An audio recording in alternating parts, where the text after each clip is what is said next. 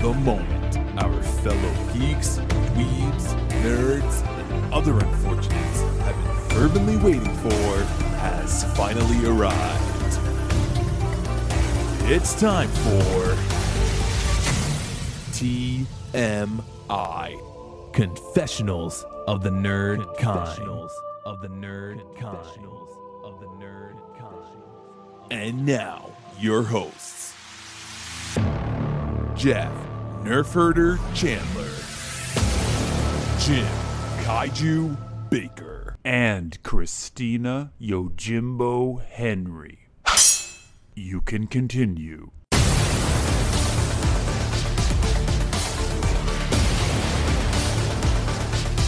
And now, let's get on with the show.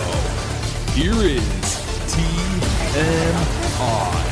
Well, I just wanted to make sure because I talked to a couple people who did not sit to the end credits. Oh, see, we always do. Well, you're right because you usually get the graphics with the art, the Doug Chang concept art, yeah. And then also we just like the music, Mm-hmm. so we just usually let it run. Yeah, you know. So I always watch it to the end. By the way, I need to fact check. This is what happens when I'm not around. You guys. Did you listen? I need to. Of course, I did. What did we get wrong? Wait. Let's. If you haven't already noticed, Christina is back with us. Oh, we're here. We're in. After welcome. Lengthy Yay! absence. So, all three of us are here. Yeah, she's got to play catch up as to what we did while she was away. And chastises us. So you guys, both of you did this more than once. You referred to Timothy Oliphant's character as Vance Cobb. And in point of fact, his name is Cobb Vanth with a TH. Oh, well. See? This is what happens when you're not around. We run amok. I know. We're unreliable. I'm sure there was other people out there yelling at us as well. One of you did it, and then it was like it was infectious. Yeah. The reason I did it is I like to announce people with, like an office. Last name, first name. Chandler Vance, Jeff. Cobb. So there was no error. That's a formality. It's Vance, and you guys were saying Vance. Vance. No, that might have been my list. I apologize. Was not aware of that. Oh, Mr. This was not something on the level of calling Kurt Weill Jack Weill. I was waiting for that one. Yeah, well, so we're consistent. We're consistently wrong. I don't know what to say. That's it, though. That was your only. But no, wait. Before we find out what else we did, I would like to just tell our listeners, and if you want to give us a nice Christmas present here at TMI in exchange for all this entertainment, email us. If you notice that we mess up someone's name, or even if you want to drop us a nice line and say, hey, I enjoy your show, please email us, because that would just make our day. TMI Podcast 2018 at gmail.com. That is TMI Podcast 2018 at gmail.com. We say this every week at the end of the episode. Yes, but if, correct. For any maybe reason you don't sit through it. If you don't hang in there, you're missing a little Easter egg at the end, for one thing. But we also give all of our social media information at the end of each episode. I would actually love a 5-star review in my stocking this year. Oh, that would be so nice. I did miss being able to talk to you guys about the last couple of episodes. I know, because my intense joy, not only at the reappearance of Boba Fett, but at the reappearance of Fennec Shand. Do you guys know how I feel about Ming-Na Wen? Yeah. And how I was completely convinced last season, I'm like, she could still be alive. We called it. And she came back, and I was so happy to see her. Although I wish that she'd had an opportunity to talk more. Right? Well, we'll get into it, because it looks like she may very well have plenty of screen time. Watching the last episode, and my wife is screaming, "That's what's her name! That's what's her name!" I'm like, "Yes, I know you know who that is. Just let me watch this show." Stop. In fairness, it does give her character a little bit of a backseat to the return of Boba Fett. So hopefully she'll have more time to breathe. Yes. Yeah. And it does. Well, now she's got a mechanical stomach. She can definitely breathe. It does seem, sort of based on the way they interact, that like, even though she's like, well, I owe him a debt, blah, blah, it does seem like a position of somewhat equivalence, more like a partnership. So I got that impression as well. There was a lot going on. Unfortunately, I think, they just didn't have time to kind of flesh her out a little bit, but I was just happy to see her again. And yes. And she was badass in that episode too. Yeah. Well, she always was. Yeah. That's right. Before we get into the new episode, Christina, we had mentioned that perhaps you might bring some clarity around the blue butterfly when you came back. Right. Did you look it up, Jeff? I did. It's shown up a couple different times, mostly on the Forest Moon of Endor. But I guess there's a Disney cartoon with Ben Solo. Yep. And he's got these little blue butterflies, and it's been theorized that they herald his rise and fall, or don't know. Now, my understanding of it, and my son has read the comics. Okay. And they because Jim did say they show up there. And they also appear in the comics. Is that it may be the light side of the Force approaching approaching Ben, and there's a significant scene in one of the Darth Vader comics where Darth Vader is like meditating and the blue butterflies appear to him. So it's almost like the light side of the Force reaching out. Like a manifestation. Yeah. Interesting. Which would make sense in the context of this episode. And it certainly would even make sense in the context of Darth Vader or Ben Solo, because you're talking about characters who eventually become, like in the case of Ben, they appear to him as a child in the cartoon, but they're talking about characters who are on the dark side of the Force, so the light side is reaching out to them. Right. Even it's basically saying, like, even if you're Darth Vader, right, you can still come back. Yeah. Now, the interesting thing to me about all this is that how they're maintaining that all these various outlets of Star Wars are canon. So I wonder what came first, the comic appearance of the blue butterflies or the Ben Solo cartoon appearance of the the Ben Solo cartoon just came out. I think it was this year. The Darth Vader comics have been out for a while, because my son started getting the graphic novels of those last year or the year before. So they've been out for some time. Somebody is keeping track of all this stuff and incorporating. Yeah, but Dave Filoni apparently. Yeah, Filoni is just has an encyclopedic knowledge of everything that's ever happened in the Star Wars. He studied at the feet of the master there, so. All right, so shall we get into chapter 50, season finale? Now again, showing its hand with the titles, the rescue. I know, right? This is why they didn't reveal these, because it basically spells out exactly what happens. Oh, okay. I guess we rescue him. Wasn't like the tragedy, though. That was a little bit disconcerting from the get-go, seeing that title. So the rescue, you knew it was going to end on an up note. Not necessarily, because you could interpret the rescue as a rescue attempt, but you don't know what the outcome will be. They could just as easily had him fail. But it did say the rescue. Yeah. I would be very upset if a rescue did not take place. It did not take place. That's like the Jedi, and no Jedi shows up. Man. Oh, boy. So this is Peyton Reed directed this. And did a good job. I believe so. What was it, 35 minutes? 47 minutes, I think. 47, wow. Says my son, gesturing at me. It is just as long as it needs to be every time. Yeah, no. We were complaining how the 6th episode of the season, which is what we were just discussing, when Baby Yoda is taken. Baby Yoda, I have to call him Grogu. I know, Grogu. Yeah. He's got a name now. So this is the tragedy. But again, we get the return of Boba Fett. It was such a fantastic episode, and we were complaining that it was so short, but I think it needs to be in and out, and that's what made it, I think, so memorable, is that you wanted more, and that's what you want to leave your audience wanting more. One thing, I know this is rewinding a little bit because I wasn't here. Yeah, sure. My husband had read an article, an interview with Tamora Morrison, and he talked about how it was very important to him, because he's of Maori heritage, that he wanted to use Boba Fett's gaffi stick the way like a Maori traditional weapon would be used. Really? So that's one of the reasons why he's actually So it's both effective and frightening, I think, in that scene.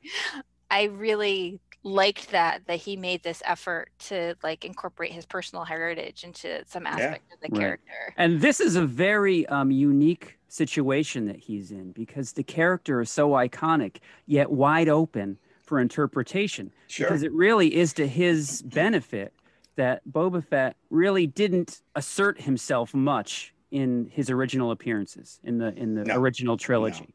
No, that's what we were saying before, that this justifies our 40+ year infatuation with this character. So he can take this character and essentially do whatever he wants with it without messing with anything that's gone before.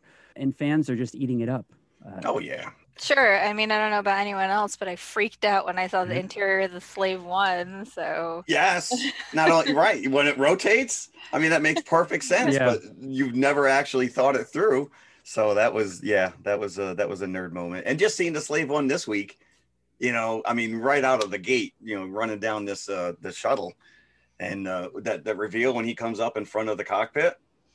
It was cool. It was cool. It was very cool. So if we get into the plot, so the first thing that happens is that they board this shuttle looking for the doctor who was way back in the first season, who was Dr. Pershing, who was there to experiment on Grogu.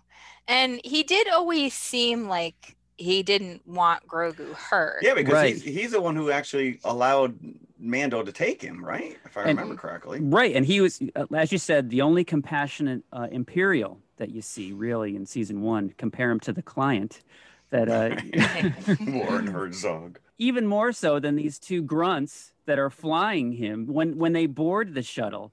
He's actually ready to give up the information because he's like whatever. Yeah, they're about to kill him, right? The two pilots are about to kill him for it. And that one guy, he starts taunting Kara over Alderaan, and I was like, well, he's dead. Like you could have predicted the end of that. Do you not realize just by looking at her what she's going to do? Right. Oh, I see by your Alderaan tear there, princess. But did we not get like a Clerks call out on this? Oh yeah, when they were talking about because this is the running joke in the Clerks when they have this whole discussion about these innocent contractors that are on the Death Star 2, that just get blown up, and he makes a reference to it. You know how many innocent millions died on that thing, and I'm like, I like the little dig that Kara gets in when the one says I was on the Death Star, and she says which one? Which one? But it's interesting too because a little bit of that does tie back to last week's episode with Bill Burr's character talking about Operation Cinder and troops that he knew that died in that, Imperial troops who died. Yeah. It is sort of interesting because it does sort of start to give you this impression that obviously at the top everybody's evil, but underneath them there's just a bunch of people like doing whatever who are sort of getting caught up in this. I do think it's interesting, not that they're softening the Empire, but that you're humanizing them a little, trying to give a little more perspective. Layers, but we haven't mentioned yet that one of the group that boards the shuttle is Bo-Katan. We need you, and that was a nice little tete-a-tete with Boba Fett and the other, I can't remember the girl's name, the other Mandalorian. She was ready to clean the floor with him. She took him down pretty quick. Like they were pretty fairly well matched. No, I think he has to bring up the fact that the armor belonged to his father, and that pretty much when he says that for his every episode. To him, that should end the conversation. Hey, this armor belonged to my father, but I painted it. Was it Bo-Katan that said, "You mean your donor?" Right? Yeah, that was hardcore. I know you're your clone. I've heard your voice 1,000 times. I thought she was pretty contemptuous of the fact that he was a clone. Thought that was kind of jerky. To be honest. Listen, she's out with her girlfriend. They're having drinks. These two idiots walk into the bar. Hey, come home with us. Whatever. Mando helps her do her stuff. So. Right? He gets suckered in every week. It's about time he pulled someone else back in. What we don't see is under the chest plate of Boba Fett, he has a t-shirt that says clones are people too. Well, Jim, you've never watched the Clone Wars, so you don't know that some of these clones actually do have personalities and became very beloved characters, actually. Like that he could play Rex. All of them. Did he voice all of these characters on the Clone Wars? No, I don't think so. They all sound pretty similar, though. Yeah, but they did go back and have him loop in dialogue for in Attack of the Clones. I believe he did the voice for all of them. But in the cartoon, I don't think that was the case. Yeah, I'm not 100% on the cartoon, because sometimes in the cartoon you see like 5 or 6 clones having a conversation. Right. So to have one guy do all that would be pretty impressive. But we do get the info, and we knew this going into it, that Bo-Katan is in this for the Darksaber. She wants to get her hands on Moff Gideon and create a diversion for Mando to get to Grogu. And the plan is they're going to storm the cockpit of the ship, and assuming that Gideon is going to be there. And everybody's going to be drawn to the battle, so then Mando can get to Grogu. I thought it was a pretty good plan. But of course Gideon is he's a little too smart for that. He's 2 steps ahead, yeah. Well, I think he was setting them up to begin with. He played them. I actually thought that he recognized Bo-Katan's voice over the communicator, because she's the one who was like, we need to land immediately, and he comes and like he's listening to her talking, and I'm like, he recognizes her voice, he knows that something's up. Did anyone else get a little Battlestar Galactica vibe watching the TIE fighters shoot out of the port? I didn't while I was watching it, but now that you say that, obviously you got Bo-Katan / Starbucks, so I don't know if that was intentional or not, but I still thought it was kind of neat. Talking about the TIE fighters coming out from the launch pad, at least as far as my viewing experience, I've never seen something like that, launching TIE fighters through this little tiny, I don't know if it was done in the animated shows. It was very cool, and the fact that they jammed up the works after maybe 2 or 3 TIE fighters got out by flying the shuttle into there and crashing it, and everybody's saying, "You idiot, what are you doing?" And they bust out and kill everybody. Now, in the meantime, those dark troopers, they're powering up in their chamber. Yeah, that was interesting. So they're like basically in cold storage, and they need to power up. My son calls them Vaderbot 1000. Vaderbot 1000s. I love it. I'm expecting Sam Rockwell to show up. He's the contractor that made all these. Right. And they built these things up like they are going to be just the be all to end all. And by the way, my kid did predict, he was like, oh, well, he shot him into space and they're going to just come back. And he's like, I mean, we saw them fly. We already saw them flying. They can fly. But it took them quite a long time to regroup after what do we do now? I don't know. I mean, they get shot out pretty quickly, so you have to figure they have some ground makeup, right? Yeah. First, they have to get reoriented and facing in the right direction, and then they have to fly. But before that, we get a nice one-on-one battle between Mando and just one of these dark troopers. Oh man, this thing's pummeling his face. It's just going to town. And it was suspenseful too. I was afraid for Mando. Like after the 3rd or 4th hit to his helmet, and his, as you said, his head was just going into the wall with every punch he was taking. I was like, is that going to hold up? Because his visor isn't made of Beskar. Right, and his head is still getting knocked around. Right. Yeah, I think that's why he built a mustache. It was like a cushion, so he could actually take those blows. And they had a nice Terminator moment when Mando is first closing the doors on them, and the wand just boom, like grab the doors and push them back. And he does need to use his Beskar steel spear. Oh man, he wields that. Yeah. Take down that dark trooper. Yeah. And in the meantime, the ladies are taking down hashtag Go Girl Squad. Right? They are just. I'm loving this right now. Unfortunately, Moff Gideon is not where the action is on the bridge. Oh no, he knows what they're there for. He knows why. Mando just sent him a text message the week before. You got something I want. I'm coming to get it. Yeah, the element of surprise is unfortunately lost on Mando. And this really just cements Gideon as I really love this character now. Like he's just. And he seems so sincere. He's like, you know what? You can take the kid. You can take him. I got what I need from him. Yeah, I've got his blood. Yeah, Take them. And then Amanda's like, okay. Right. You're just waiting for the other shoe to drop, or the black saber to drop. He turns his back on him. He turns his back. Come on. We've seen this season quite a few times that he is too much of a trusting soul. He believes too easily what everybody tells him. And it always turns out not to be true. So now explain this to me. Is Moff Gideon a Force-empowered person, or is he not? He is like a wannabe. Sort of. He is dressed in his Darth Vader armor. He wields that darksaber, and he fights with it pretty well. But I didn't get the impression that he had any kind of Force influence. Here's the thing about the darksaber. I really need you to watch the Clone Wars. The darksaber is not like a Jedi-powered lightsaber. It is a weapon of Mandalore. So, and it was initially because the Mandalorians and the Jedi were like sworn enemies. And it was created to defend Mandalore from the Jedi.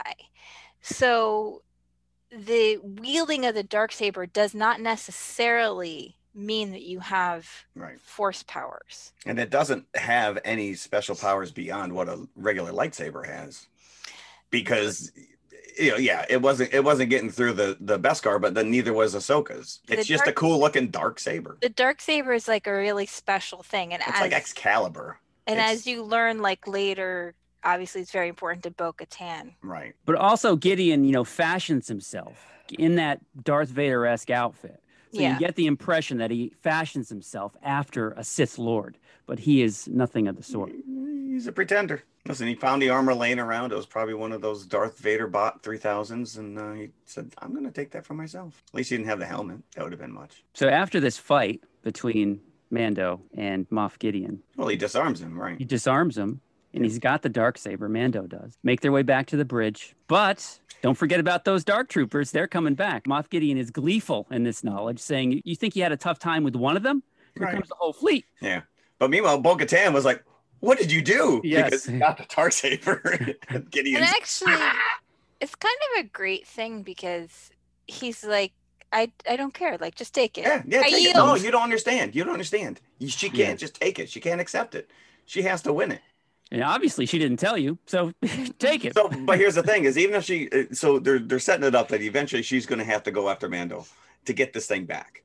But Gideon beat her. Gideon already beat her in order to own it. Right? Because was she the last one who had it, or was Sabine Wren the last one who had it? No, I think it was Bo-Katan. Sabine gave it to her. Wait a second, my son is coming. Right? Oh yeah, that's calling the experts. Get this man a headphone set. I think Sabine gave it to her at the end of one of the episodes. But if Sabine could give it to Bo-Katan, then there you go. Then it goes out the window. This would make this whole thing. Mando didn't kill Moff Gideon, so apparently you don't need to kill someone in battle to win. No, you just need to take it from him. So, just hit me and I'll fall over and it's yours. I'm just going to turn around like I always do. You whack me in the back of the head. I go down. A post-it note has been delivered to me. Sabine gave it to Bo-Katan. So Sabine gave it to Bo-Katan. All right, we got to do some research on this. Anybody listening right now is yelling at us. Why can't Mando just give it to Bo-Katan? This seems weird. That does seem a little bizarre. But we have bigger things going on. Poor Grogu is literally wilting. Mm-hmm. He looks like the little plant in E.T. His ears are just flooping. And like Jim mentioned, the Dark Troopers are closing in. And what do we get? We got incoming. X-Wing. A single X-Wing. And if anyone's out there going, who could it be? Who could it be? I'm telling you, I'm getting goosebumps right now. I cried through the remainder of this show. I wept like a little child. My wife is handing me tissues. Could not believe that they went here. As soon as I saw that single X-Wing, I was thinking to myself, it can't be, but I want it to be. It can't be, but I want it to be. It can't be, but I want it to be. Sure enough, you get this cloaked figure, comes out of the doorway, and the green lightsaber ignites. And I lost my mind. But again, like for people who've watched the cartoon, so my son pointed out that Ezra Bridger also had a green lightsaber, and since that they'd mentioned Thrawn, there was always a potential and for Ezra to appear. Sure, it would make perfect sense for it to have been Ezra, much more so than Luke Skywalker. Right. So my husband and I are like, it's Luke, and my son's like, I don't know, it could be Ezra, and then we saw his hand in the glove, and I was like, it's Luke. Like that. And this completely all the buildup of these dark troopers as being these menacing, you are not going to be able to get. Luke Skywalker takes every single one of these out in a heartbeat. Now, but Jeff, this is what you were talking about missing Luke Skywalker in his heyday as a Jedi. Yes. And they're giving it to you right here. They gave it to us. As a Christmas gift. They're giving it to us. This was a Christmas gift wrapped in a big red bow, green bow. Sure.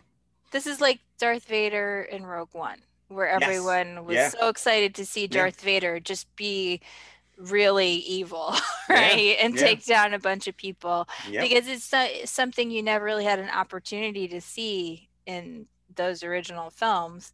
And obviously by the time Luke Skywalker appears in Last Jedi, he's very old and he's broken and he's not that guy anymore. So it makes sense, I think, that Luke is the one who comes to him. After the reveal of the green lightsaber and the reveal of the gloved hand, I was still thinking, okay, they haven't revealed his face yet. No, you're right. Is it going to be Sebastian Stan? Is it going to be a CGI with Mark Hamill? And meanwhile, you got Grogu watching the action unfold on the little computer screens, and his ears are starting to go up, and he's putting his hand closer, and he's like, yeah, someone got my message, man. And how great would it have been if the doors opened up? He goes, I'm Luke Skywalker. I'm here to rescue you. And you're like, oh, that would have been. But yeah, we got Luke Skywalker, 1983, Mark Hamill, CGI. As if he was entering Jabba's palace all over again. Yeah. With that bad black hair. I never liked Luke Skywalker with dark hair, but I guess when you're off Tatooine, it changes color. And R2-D2. R2-D2. He comes up when the coast is clear. After he's cleaning. He's cleaning house. He's covering back up. Luke Skywalker. We got Luke Skywalker. And you get the strains of the original theme as well. And then you have the very emotional ending when Grogu and Mando part. Now this is I started crying at this helmet part. Off, baby Yoda hand to face. His tiny Grogu little hands. He's never seen him before. We've seen him a couple of times, but Grogu has never seen him before. Yeah, he puts his hand on the helmet. Like, it's clear what he's asking, you know, like helmet off. Listen, he could have just used the Force to lift it off, but the feels. Right. Meanwhile, Mark Hamill on Twitter that day, he's like, "See anything good on TV today?" He's like playing it up. So yeah, I mean, initially I thought maybe it was kind of like a deep fake thing. I'm sure you've seen videos, but they did go CG, so it was him. He didn't do the action work, but it was Mark Hamill. I didn't think the CG face looked great initially when he wasn't talking. Then once he started talking, it didn't quite hold up as well. I thought about like the work that was done like on Sam Jackson and Captain Marvel, where I thought they did a really good job of de-aging him digitally. Oh, absolutely, because he was throughout that movie too, so it had to hold up. But I didn't think it looked quite as this good was on par with the Princess Leia in Tarkin in Rogue One. Yeah. Because I watched this episode again. I watched it a second time. And yeah, it's at first, because one of the guys I work with, he was like, I can't believe that guy, Sebastian Stan, he looks just like him. I'm like, no, that wasn't him. That wasn't him. That was Mark Hamill. That was CG. If they had kept it, the camera at a distance, like with the initial reveal, I think it would have worked out better than with the close-ups. But I was still happy, even though I was still more than happy with what I got. You get little Grogu walking over to him. It's like, come on, buddy. And you know what's funny though? You mentioned R2-D2, which is probably my favorite character in this entire saga. And you realize like how much personality Kenny Baker inside the can brought to this character, because in the prequels, he's just, he's rolling around on three. But when Kenny Baker gets in there and he starts rocking the R2, and he did a little bit of that toward the end, and I'm like, all right, now you're making him R2. Yeah, I think what they were trying to impart with the impression that I get is that he recognizes that this is kin to Yoda. And like he recognizes Grogu because of that. Not that he knows who Grogu is, but it's like, oh, he's so excited to see, you know, like another little Yoda, because Luke doesn't give it away. Luke is very businesslike during this whole transaction. I know. I didn't crack a smile or anything. They probably couldn't have afforded that. Also, but Luke is in Return of the Jedi mode, where he's like at his most serious. I know. He's my least favorite Luke of all of them. Obviously, you know, I was always drawn to him as a kid on Tatooine. So where do we go from here? Because now we are going to get season 3 of Mando without a Grogu. Well, I think that there's a lot going on here with the Darksaber. Like I mentioned, the way back when the Mandalorian and the Jedi were enemies, and then the Darksaber was created, and the first Mandalorian who was inducted into the Jedi Order became was the wielder of the Darksaber. Then the Darksaber like was buried with him. It was later like removed from the temple where he was, and then it became this object that was passed down in Mandalore. So I think this is going to end up being a story about Mandalore itself, and some of the other stuff that they're now tying in with all these other shows, like the Ahsoka show, which Ahsoka is looking for Thrawn and Ezra. We know this. Rangers of the New Republic. I think that there's going to be like probably a bunch of stuff that ends up crossing over. Oh, absolutely. Like, I mean, I think they are going full on Marvel mode, Marvel Cinematic Universe with this, where you're getting these characters that are established in this show. They're now branching off. So where does this leave Luke and Grogu? Right. I mean, you have the potential, I think, maybe for Mando to check in, but I don't think Grogu is really going to be a part of the story. See, my one question, which is, there was one show that was announced and I really have no information on it, which was called The Acolyte, but it's a mystery thriller that will take the audience into a galaxy of shadowy secrets and emerging dark side powers. I don't know. Yeah. But then again, we get an even bigger surprise at the end of this whole thing that we thought was rumored to be in talks, and then when Disney announced all their shows, it wasn't listed, and I guess we know why, because they wanted that to be a surprise. Right. But before we get to that, it also begs the question: is how is this going to affect the canon setup in the newer trilogy with Luke's story there? And because we know that Ben killed all of his students. So are we implying that Kylo Ren takes out Grogu? He already survived one onslaught. Maybe. No. Maybe he survives again. He has to. That's a 30-year window. That's a 30-year window. So a lot can happen. In terms of his age, though, he's still going to be at least adolescent. He's not gonna be an adult by the time the new trilogy rolls around. I don't know. I mean, there's a lot of speculation that they're gonna try and undo that, and I don't know. No, I told you that's not gonna happen. They're not gonna undo the movie. I agree with you. I'm simply stating that there's a lot of people out there who believe that this is what Disney is planning on doing, and I agree with you. I don't think that it's stupid. They're not going to undo what's in the films. Like I said this a couple weeks ago. Yeah. They can make the books go away. They can make the old Marvel comics go away, because those were always things that only the hardcore fans knew about. But the movies are things that casual fans watch, and they're not going to confuse all those people You can't by making this stuff go away. What they're going to do, I think, and it's very clear from this, that they're already making moves towards, like, the First Order and all this stuff. Yes. Because they've actually mentioned Order more than once. Yeah. That was going back to that Bill Burr episode as well. I think what they'll do is try to actually make the events of the first film, the first sequel film, make more sense. They'll try to slot stuff in and flesh it out. I think that's more likely what's going to happen. I think it's pretty clear that, because even Moff Gideon mentioned, he uses the word order in this episode.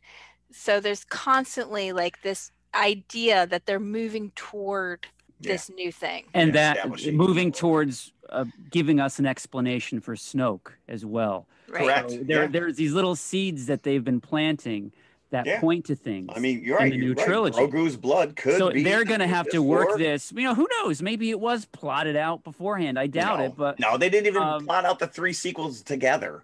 But no one sat down and said, "Here's going to be the story." They went. I think at this point, they probably know the direction that they need to go and where they want to take it. So it does tie in. The fact that they've already announced season 3 and 4 have been confirmed for The Mandalorian.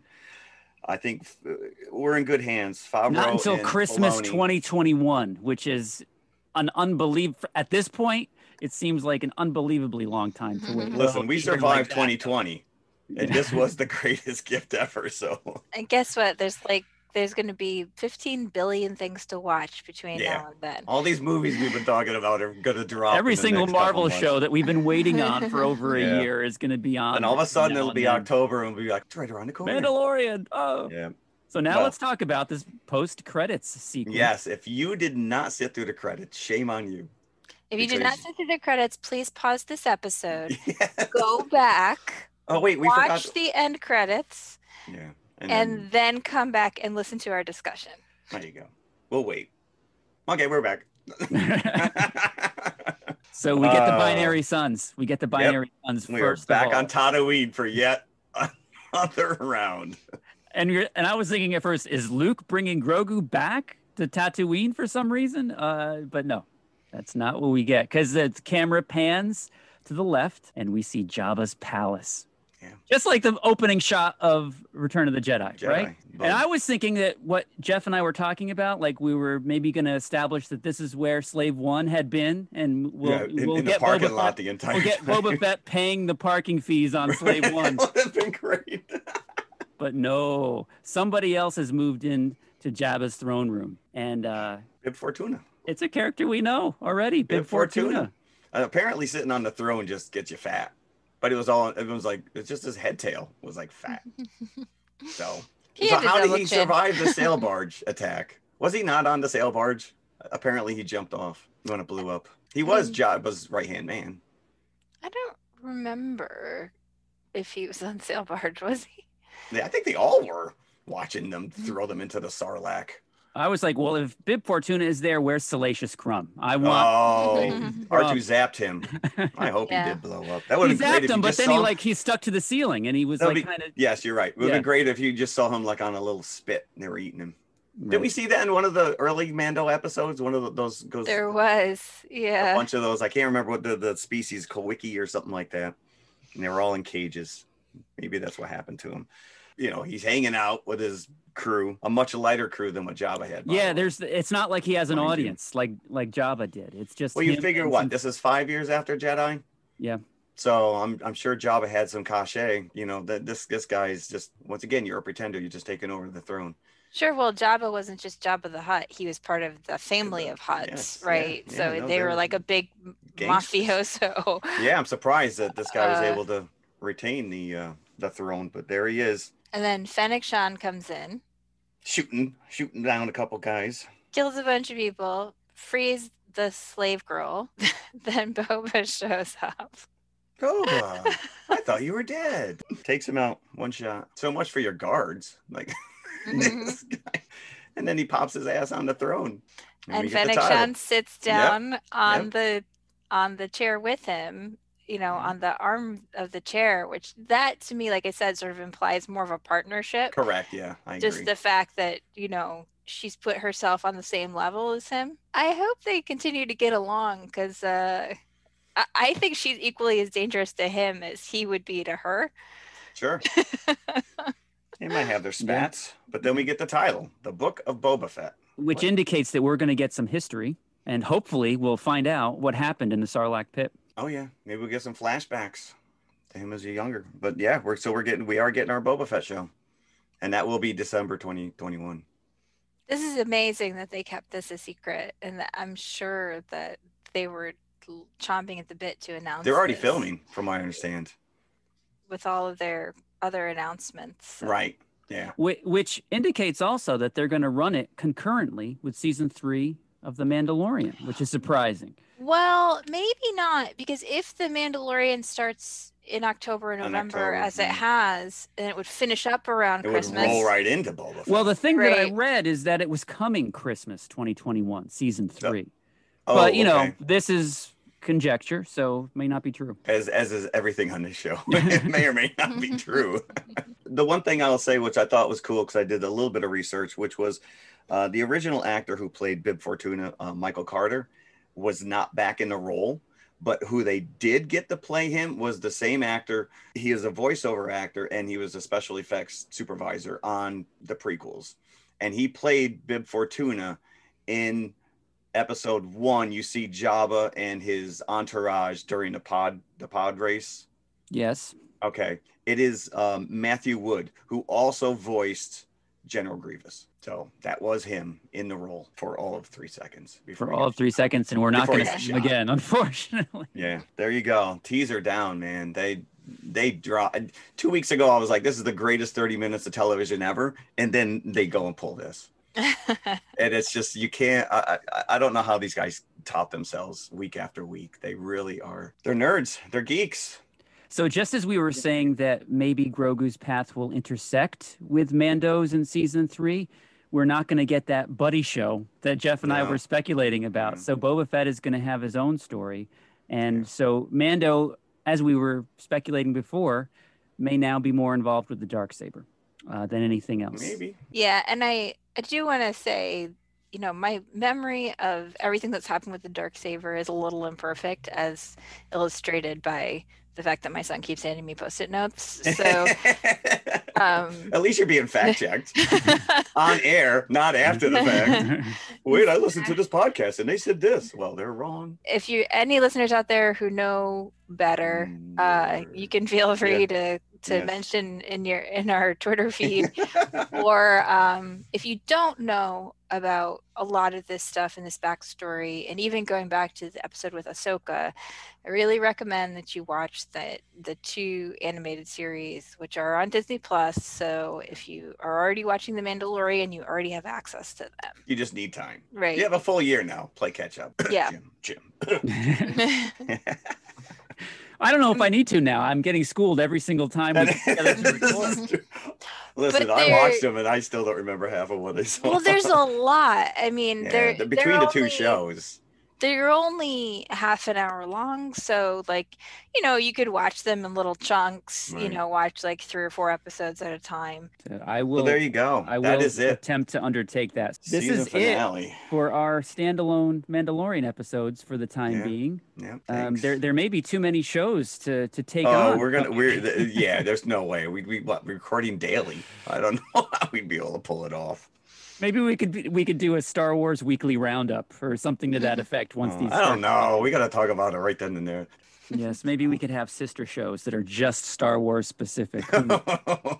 You know, it's funny. I keep calling it iTunes, but it's Apple Podcast, and it looks like our holiday special was pretty popular.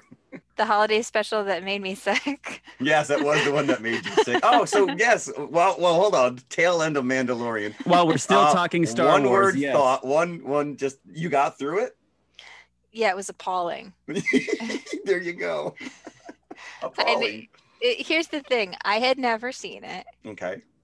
Obviously, my son had never seen it. Yep. My husband remembered watching it, but for years, he literally thought it was a fever dream because he was sick. So it made him sick at the time? He was already sick. He had something that had given him a fever. Wow. And his mom, he remembers his mom like bringing the TV into his room, you know, so he could watch this super special Star Wars thing. But he thought it was something he made up in his head. It probably made more sense in his fever dream.